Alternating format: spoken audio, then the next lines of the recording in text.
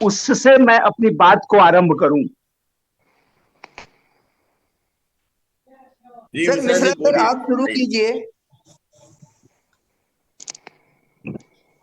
धन्यवाद सभी को। पंकज जी देखिए भी हमारे ये साथ जुड़ चुकी हैं और शायद गांधी सर भी हमारे साथ जुड़ चुके हैं। अच्छा, देखिए ये सूचना का अधिकार 12 अक्टूबर 2005 को लागू हुआ, जैसा कि हम सब जानते हैं। इस क्षेत्र में काम करने वाले लोग, मतलब आम नागरिकों को, ये कानून लागू होने के बाद कुछ ऐसे हथियार मिल गए जिससे सरकार स्वयं परेशान होने लगी।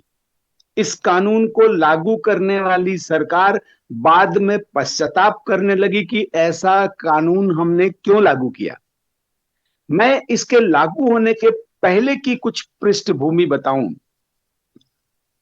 सुप्रीम कोर्ट 1976 से ये बात कई जजमेंट में कर चुका था कि भारत के नागरिकों को ये जानने का अधिकार है कि उसके पैसे से सरकारें क्या काम कर रही हैं, उसका उपयोग कहां कहां कर रही हैं। मैं इसके लागू होने के कुछ महत्वपूर्ण बातों पर आप सबका ध्यान लगाना चाहता हूं, लाना चाहता हूं।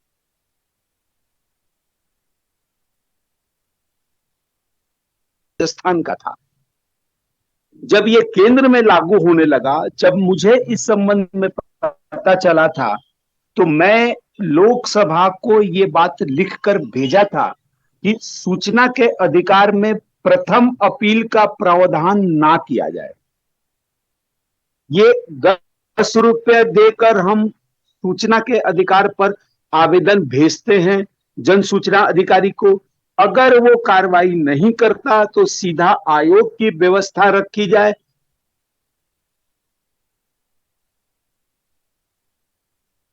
मेरा ये प्रस्ताव गया, उसके कुछ दिन बाद सूचना का अधिकार लोकसभा के स्टैंडिंग कमेटी को चला गया था, उस इसमें सुधार और बहुत सारे काम के लिए। जब मैं इसमें जानना चाहा था कि ये फर्स्ट अपील का प्रावधान क्यों किया जा रहा है, और उसी जन सूचना अधिकारी के ऊपर के अधिकारी के पास, जो कि ऑलरेडी उसी के बीच का चिया मिया होते हैं लोग, तो स्टैंडिंग कमेटी से जवाब आया है। वो जवाब की कॉपी थी मेरे पास, वो अभी कुछ समय से मिल नहीं रहा है। उसमें ये लिख के आया था कि यदि जन सूचना अधिकारी देने वाली जानकारी को यदि नहीं देता है तो उसके वरिष्ठ अधिकारी के पास फर्स्ट अपील की जाएगी, जिसमें जानकारी निःशुल्क मिलेगा। और वरिष्ठ अधिकारी पाता है कि जन सूचना अधिकारी ने गलत निर्णय करके जानकारी देने से बचा है, तो उसी विभाग के अंदर ही जानकारी मिल जाया करेगी। इसलिए आयोग तक जानने के बाद या जो भी कमेटी बनेगी उस तक अपील में जाने की आवश्यकता नहीं होगी। मेरा दूसरा प्रस्ताव था इस संबंध में कि यदि कोई कमेटी या कोई आयोग या कोई संस्था बनती है राज्य स्तर पर, जिस पर सूचना के अधिकार पर अंतिम रिवीजन या अपील या कुछ भी हम करें, तो आयोग के समक्ष भी ये टाइम लिमिट हो। जैसे जन सूचना अधिकारी के पास 30 दिन का, प्रथम अपीलीय अधिकारी के पास भी 30 दिन का, विशेष परिस्थिति में 45 दिन का। ऐसा ही सूचना आयोग या अपीलीय अधिकरण के पास ये टाइम लिमिट हो कि अनिवार्य रूप से 6 महीने के भीतर निर्णय करेगी। दुर्भाग्य मेरा दोनों प्रस्ताव नहीं माना था स्टैंडिंग कमेटी ने, और अंततः देखिए कि इस दोनों प्रस्ताव को माना होता, अगर लोकसभा ने या इस तरह से मान के प्रस्ताव पारित हुई होती और बिल और एक्ट बना होता, तो आज सूचना के अधिकार का स्वरूप ही कुछ और होता। आप सब जानते हैं कि आयोगों में किस तरह की पेंडेंसी है। अभी छत्तीसगढ़ सूचना आयोग में मेरे एक अपील की सुनवाई हो रही थी। जन सूचना अधिकारी सुनवाई में नहीं आए तो अगला पेशी नवंबर 2024 गया है। ऐसी जानकारी को लेके मैं करूंगा क्या, क्या उपयोगिता रह जाएगी। कोई इस संबंध में सोचता नहीं है। सूचना आयुक्त जो बनाए जाते हैं, ये मन में विचार था कि अगर सूचना आयुक्त इस तरह से बनाए जाएं जो समाज सेवा की इच्छा रखते हों, सही जानकारी, त्वरित जानकारी दिलवा दें,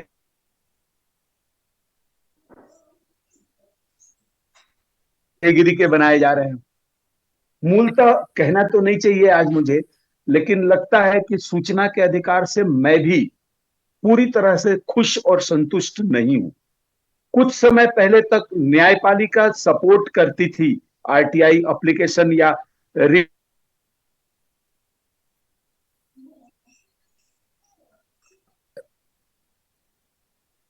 धन्यवाद।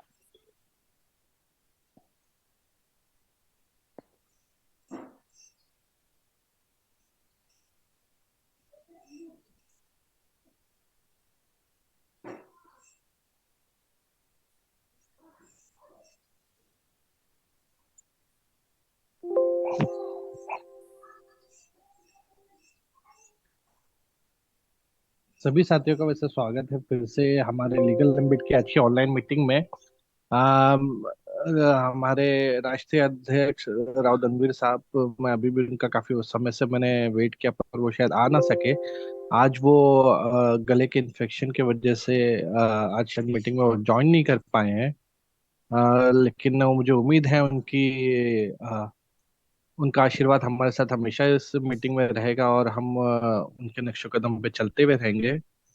मैं इस मीटिंग जो आज हो रही है लीगल एम्बिट में, जो 18वें स्थापना दिवस पे है आरटीआई के, जिसमें हमें इतना अच्छा एक कानून मिला है, मैं चाहूंगा हमारे राष्ट्रीय हमारे सीईओ और फाउंडर महावीर जी को कि वो भी दो बात इस पे कुछ कहें अगर वो अवेलेबल हो तो, और हम उसके बाद इसको आगे बढ़ाएं।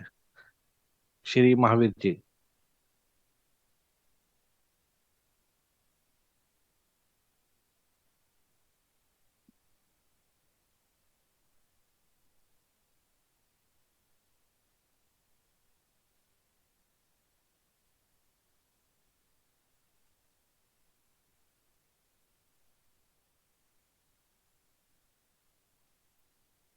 आसिफ जी, शायद महावीर जी साहब जुड़ नहीं पाए।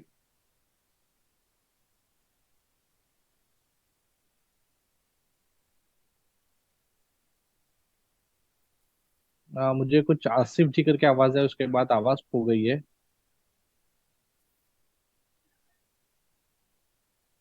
शायद महावीर जी अभी भी ट्रैवलिंग में होंगे, जिसके कारण वो जुड़ नहीं पाए हैं। अ, फिलहाल हमारे राष्ट्रीय महासचिव अक्षय गोस्वामी जी भी है। मैं उनसे आवेदन करूंगा कि इस मीटिंग को जब तक महावीर जी ज्वाइन न करें, जब तक वो थोड़ा आगे बढ़ाए, ताकि हमारे आज के चीफ गेस्ट और महावीर जी ज्वाइन कर सकें। सभी साथियों को नमस्कार। जो आज मीटिंग आईडी में लॉगिंग की प्रॉब्लम होने की वजह से जो सभी को दिक्कत हुई है, उसकी मैं क्षमा चाहता हूं सभी से। अभी कुछ ही टाइम में गांधी सर भी हमें पॉसिबिलिटी है कि वो हमें ज्वाइन करेंगे, क्योंकि पहले वाली लॉगिंग आईडी की वजह से वो सब कुछ डिले हो गया। अभी वीरेंद्र सर भी हमारे को थोड़ी देर में ज्वाइन करने वाले हैं बैंगलोर से। तो इन बिटवीन आज का जो इशू था कि ये 12 अक्टूबर 2005 में इस एक्ट को संवैधानिक तरह से लागू किया गया, और ये एक्ट हमें वो राइट्स मिला था कि जिसके लिए एक आम जनता परेशान होती थी अपने राइट्स के लिए, किसी भी चीज को जानने का हक, राइट टू यूनिवर्स सूचना रखना हो कि एक देसी भाषा में हम कहें इन जनरल के लिए, उसके अधिकारों को जानने के लिए, उनके अधिकारों को सुरक्षित रखने के लिए एक आम आदमी की अप्रोचेबल ये नियम बना, जिसके एक आम जन के लिए किसी भी तरह की जो दिक्कतें हैं उनको फेस आउट ना करके इजीली अपनी समस्या का समाधान कराने के लिए ये एक्ट है। आशीष सर, मैं आपसे एक बार करूंगा, आप इसको कैरी कीजिए, या फिर हंसराज सर है, मैं एक बार बात कर रहा हूँ बेंगलुरु से वीरेंद्र सर से, और शायद उनका भी मैसेज आ रहा है अपना गांधी सर का, तो एक बार मैं उनको देखता हूँ। सर एक बार आप कैरी करेंगे?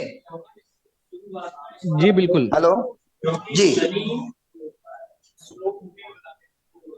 तो सभी साथियों, जैसे कि आप सभी जानते हैं कि आज हमारे आरटीआई के 18वें वर्ष के हम इस पे जुड़े हैं। आज 18 साल हो गए हैं जिसमें ये अधिनियम भारत जैसे कानून हमें मिला है।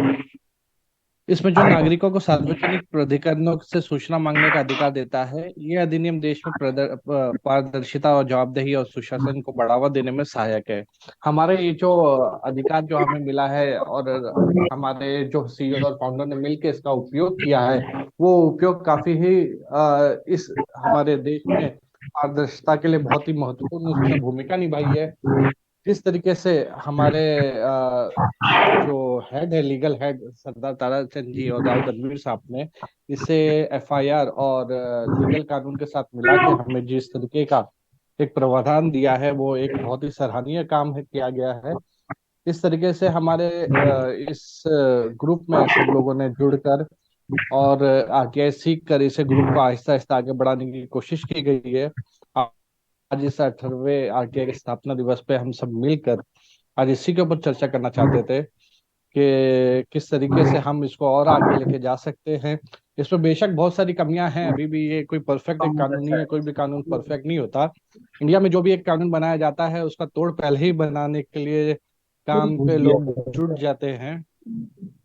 इसके वजह से हमें कोई भी ऐसा कानून हम उम्मीद नहीं कर सकते हैं कि परफेक्ट कानून हो, पर हाँ उसके हमदर्दी के लिए हम काम कर सकते हैं। जो इसके अंदर समाज को हाथ बटाने के लिए हमारा एक लीगल बिट का ग्रुप बना है। इस ग्रुप के अंदर सभी से मैं दिल से धन्यवाद भी करता हूँ जो लोग इसके अंदर जुड़े और उसके लिए बिना किसी स्वार्थ के काम करते गए और अपनी जो सक्सेस स्टोरीज है और जो भी उन्होंने महत्वपूर्ण सीख सीखी है, मैं उसे ये नहीं करूंगा कि कोई फेलियर हो, मैं तो कहूंगा उस जो सीख सीखी है वो हमारे साथ ग्रुप में उन्होंने शेयर किया और उनसे हमने चीजों को सीखा। आसिफ जी, आवाज आज नहीं आ वही रही है छोटी छोटी बिल्कुल चीज। भी। मेरी आवाज कम है या अभी बराबर है? नहीं, सही आ रही है आपकी आवाज।